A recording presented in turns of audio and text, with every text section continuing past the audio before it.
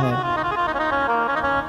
और एक नरक है वैशस नाम का नरक, ये भी बड़े ध्यान से सुनना है इस नरक को, ये भी विशेष है और खास करके हमारे उत्तराखंड के लिए सुनना विशेष ध्यान से।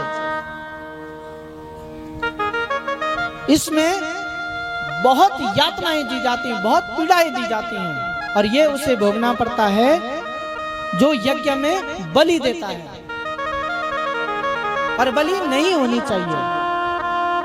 क्यों? अगर बलि, अब देखो मैंने बाहर से तो कोई कथा आपको श्रवण नहीं कराई, भागवत में लिखा है। अभी आपने जड़ भरत जी की कथा को श्रवण किया। मां भद्रकाली, जैसे ही भरत जी ने सिर नीचे किया, मां भद्रकाली मूर्ति को तोड़ करके प्रकट हो गई। अगर सच में मां को बलि चाहिए होती ना, तो मां उस बलि को स्वीकार कर लेती।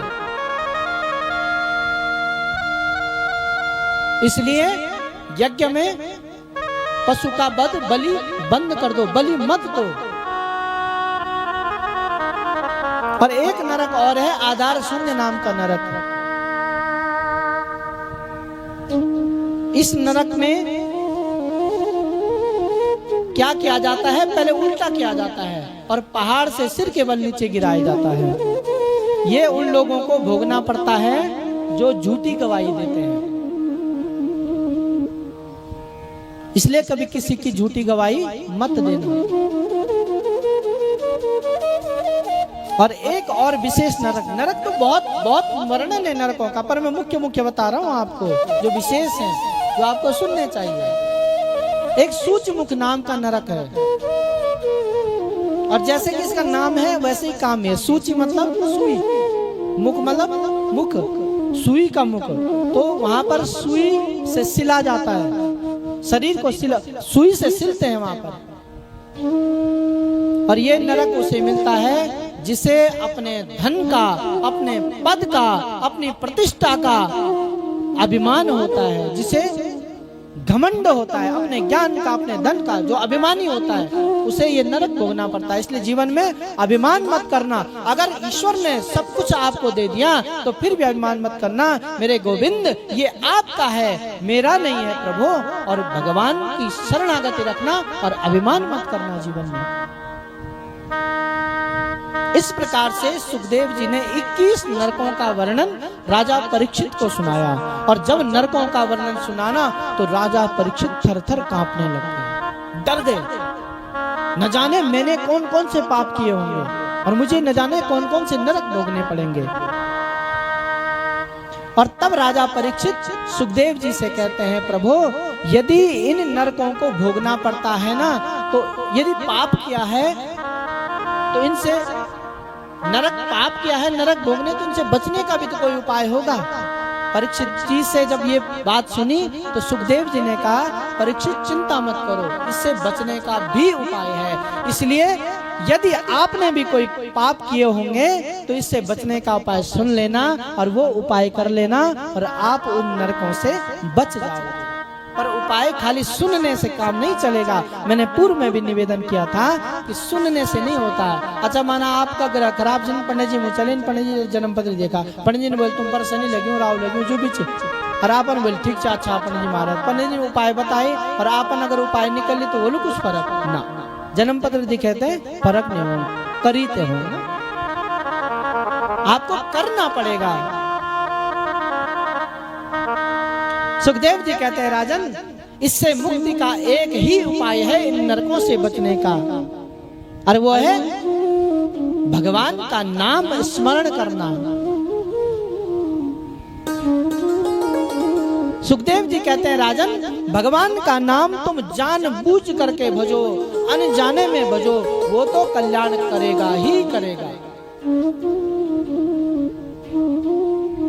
मैंने पूर्व में भी निवेदन किया था कि आप बिजली का तार, चाहे धधकती हुई अग्नि, अगर आप जानते हो कि ये अग्नि जलाती है, आपने उसमें हाथ डाला तो आपका भी हाथ जलेगा।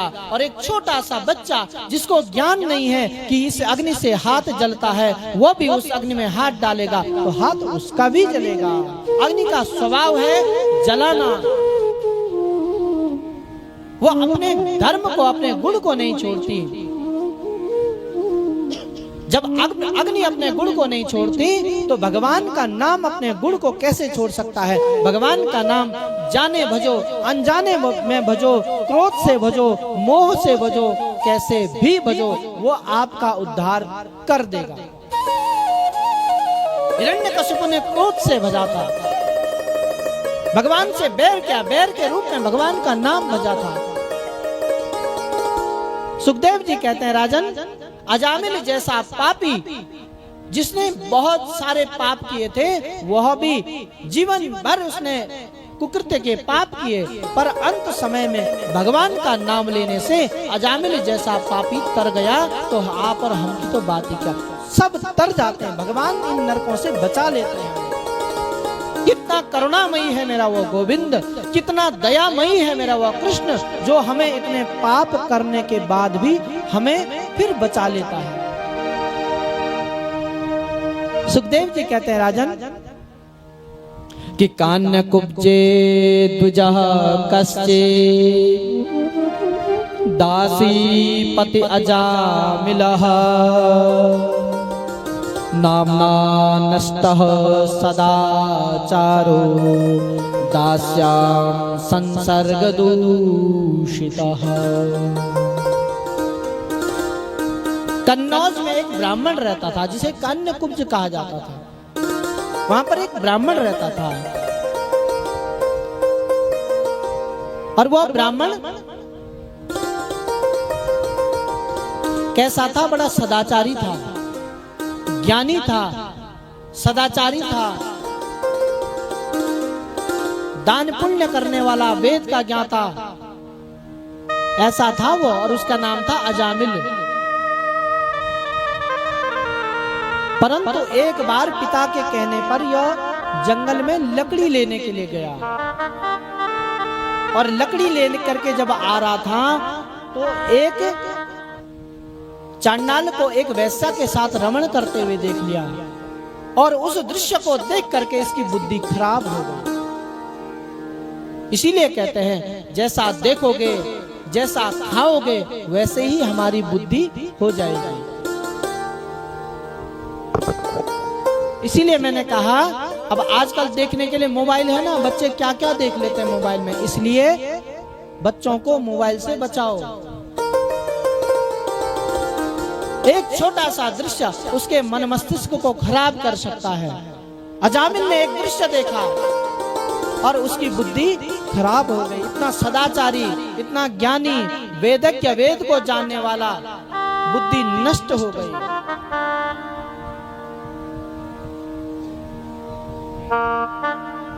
और अब वो यत्न करने लगा कि उसको मैं, उस वैश्या को कैसे घर लाऊं।